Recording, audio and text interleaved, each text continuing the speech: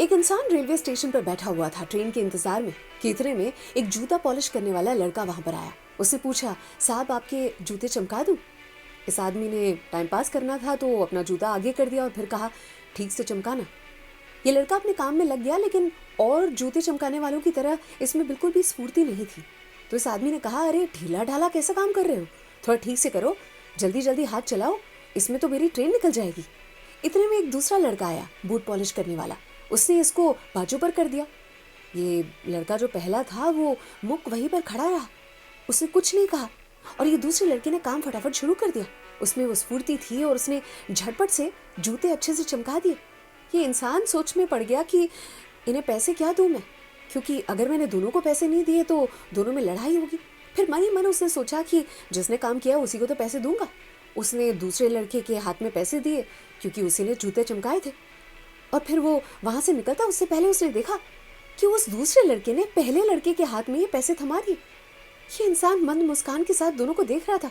उसने दूसरे लड़के को बुलाया और कहा कि ये क्या था, मैंने पैसे तुम्हें दिए, तुमने उसको दे दिए।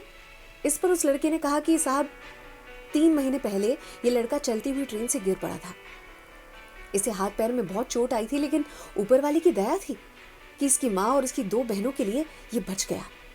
इसे चोटें तो आई हैं जिस वजह से इसके हाथ में वो स्फूर्ति नहीं रही, लेकिन हमारा जो पूरा समूह है ना बूट पॉलिश करने वालों का, उसमें एक चाचा आते हैं।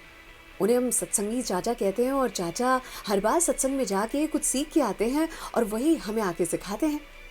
चाचा ने कहा कि जैसे हमारा शरीर, जिसमें हाथ पैर हृदय गुर्दा ये सारी चीज़ें अलग हैं लेकिन शरीर तो एक है, बिल्कुल वैसे ही हम अलग अलग शरीर ज़रूर से नज़र आते हैं लेकिन आत्मा तो एक है, परमात्मा से निकली हुई आत्मा। और उन्होंने कहा कि अपने साथी की मदद तो करनी ही होगी। उन्हीं का विचार हम सब ने अपना लिया और हम जब बूट पॉलिश करते हैं, हमारा जो समूह है वो सारे लड़कों ने ये निर्णय लिया है कि दिन में एक जूता चमकाते हैं, उससे जो भी आय होगी वो हम इसके नाम कर देंगे और अगर इसको काम में तकलीफ पड़ी तो इसकी सहायता भी कर देंगे। ये आदमी जो वहाँ पर बूट चमका के खड़ा हुआ था, इसकी आंखों में चमक आ चुकी थी। उसने सोचा कि ये जो बूट पॉलिश करने वाले लोग हैं, जिनके बीच में प्रेम है, एक दूसरे के लिए सहानुभूति है, दया की भावना है, शायद इंसानियत यहीं पर जिंदा है। ए ऊपर वाले एक आईना ऐसा बना दे जो इंसान का चेहरा नहीं किरदार दिखा दे। अगर आपको ये कहानी पसंद आती है तो हर सोमवार हर गुरुवार यही रखती हूँ। ज़रूर से लाइक करें, शेयर करें, कमेंट करें, सब्सक्राइब करें, अच्छा लगता है। अर्चना की ओर से सलाम, दुआ, वणकम, प्रणाम, सत श्री अकाल। केम छो सारू छे, विश्व आखुई मारू छे, how you fine, the entire world is mine. Archana की ओर से ढेर सारा प्यार।